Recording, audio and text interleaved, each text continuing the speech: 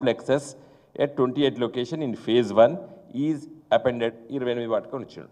అంటే నువ్వు మొత్తం చెప్పి ఏం చెప్తున్నావు? బిల్డింగ్లు కడుతున్నావు అని చెప్పినావు. బిల్డింగ్లు మాత్రమే కడుతున్నావా ఈ young India integrated residential schools పేరా, లేకపోతే కొత్తగా స్కూల్స్ ఎస్టాబ్లిష్ చేస్తున్నారా? గురుకుల స్కూల్స్ నియోజకవర్గానికి ఒక కొత్త స్కూల్ వస్తున్నదా? ఎందుకంటే గత ప్రభుత్వము కేసీఆర్ గారి నాయకత్వాన మరి ఈ రాష్ట్రం లోపట దాదాపు 1000 పైచులకు గురుకుల స్కూల్స్ ఎస్టాబ్లిష్ అయిన సంగతి ప్రతి ఒక్కరికి తెలిసింది, ప్రపంచానికి తెలుసు. ప్రతి మండలంలో జ్యోతిరావు పూలే రెసిడెన్షియల్ స్కూల్ అంటే ఒక నియోజకవర్గంలో ఒక మండలంలో ఏదో ఒక మండలం లోపల బీసీ విద్యార్థులకి జ్యోతిరావు పూలే రెసిడెన్షియల్ స్కూల్ అనేది ఒకటి గురుకులం.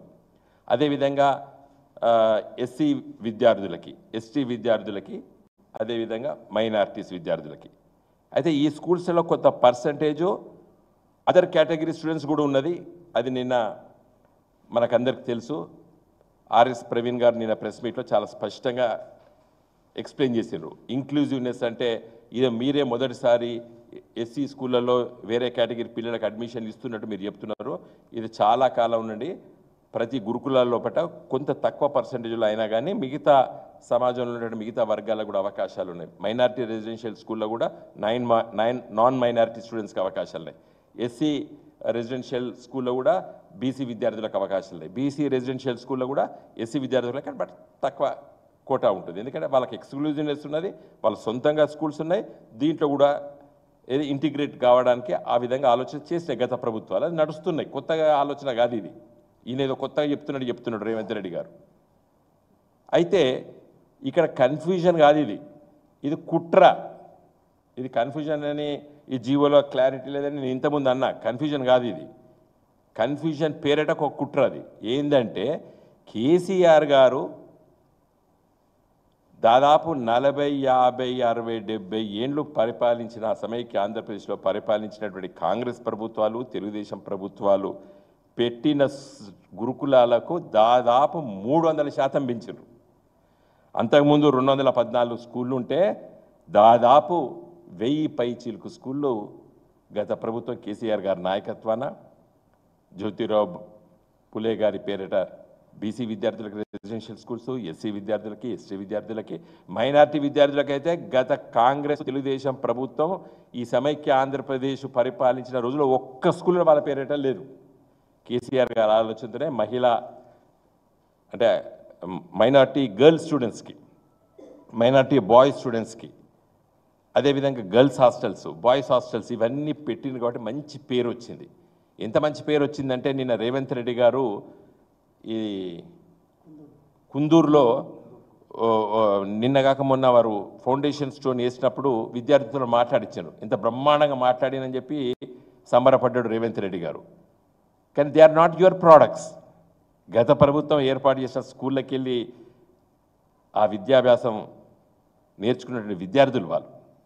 అప్పుడు మన గత ప్రభుత్వం పెట్టినటువంటి రెసిడెన్షియల్ స్కూల్స్కి వెళ్ళి వచ్చినటువంటి విద్యార్థులు ఇలా ప్రపంచవ్యాప్తంగా ఇలా తెలంగాణలో ఉన్నటువంటి గురుకుల విద్యాలయాలు ప్రతి మండలానికి ఒకటి పెట్టాం మనం. మండలానికి ఒకటి కంటే ఎక్కువ ఉన్నాయి. టౌన్లల్లో ఇన్ని గురుకుల స్కూళ్ళకి వెళ్ళి బయటకు వచ్చినటువంటి విద్యార్థులు ఇలా ఐఐటీలో సీట్లు సంపాదిస్తున్నారు. All India institute of medical సైన్సెస్లో సీట్స్ వచ్చినాయి, ఇంజనీరింగ్ కాలేజెస్లో సీట్స్ వచ్చినాయి. తర్వాత ఎవ్వరికి రాని ఆలోచన కేసీఆర్ గారి నాయకత్వాన ఆనాటి ప్రభుత్వము మహిళా సోదరిమణులకి, అమ్మాయిలకి ఇంటర్మీడియట్ పాస్ అయిన తర్వాత మళ్ళీ ఇంటికి పోతే పెళ్ళిళ్ళు చేస్తారు, చదువుకునియరని చెప్పి డిగ్రీ కాలేజెస్ అవైతే మరి చాలా రెసిడెన్షియల్ డిగ్రీ కాలేజెస్ పెట్టాం. దాంట్లో ఎక్స్క్లూజివ్గా అగ్రికల్చరల్ కోర్సెస్ కోసం BSc agricultural girls residential colleges పెట్టాం. తర్వాత ఎవడు ఆలోచన లేనిది నేనును ఆనాటి అడ్వకేట్ జనరల్ గారు, తర్వాత రోనాల్డ్ రాస్ గారు సోషల్ వెల్ఫేర్ సెక్రటరీ గారు, మీ ముగ్గురం బేనము రెసిడెన్షియల్ లా కాలేజెస్ పెట్టాం. 2 హైదరాబాద్ నగరం లోపల రెసిడెన్షియల్ లా కాలేజెస్, అమ్మాయిలకోటి అబ్బాయిలకోటి. ఎందుకంటే లా ఫ్యూచర్ ప్రాక్టీస్ చేస్తారు. ఇలా అన్ని ప్రొఫెషన్లతో పోటీపడి మరి ఈ వ్యాపార రంగంలో కానీ మిగతా రంగాల లోపల అవసరాల రీత్యా నైపుణ్యం కలిగినటువంటి న్యాయవాదులు అట్టడుగు వర్గాల నుంచి కూడా రావాలి అని చెప్పి రెసిడెన్షియల్ లా కాలేజెస్ పెట్టాం. అది ఈ ప్రభుత్వం నోటీస్కి వచ్చిందో రాలేదో నాకు తెలియదు. ఇప్పుడు రేవంత్ రెడ్డి గారు ఎడ్యుకేషన్ పోర్ట్ఫోలియో మీ దగ్గర ఉన్నది, జస్ట్ విజిట్. దిల్సుఖ్ నగర్లో ఉంది, నేను పోయి చూస్తే ఆ పిల్లలతో సాయంకాలం పూట భోజనం చేస్తాం మేము.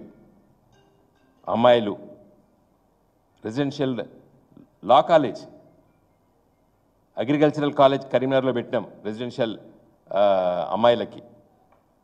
కాబట్టి వీటన్నిటినీ కేసీఆర్ గారి పేరును చెరిపేస్తా అని అన్నాడు కదా ముఖ్యమంత్రి పదవి చేపట్టిన తెల్లారే.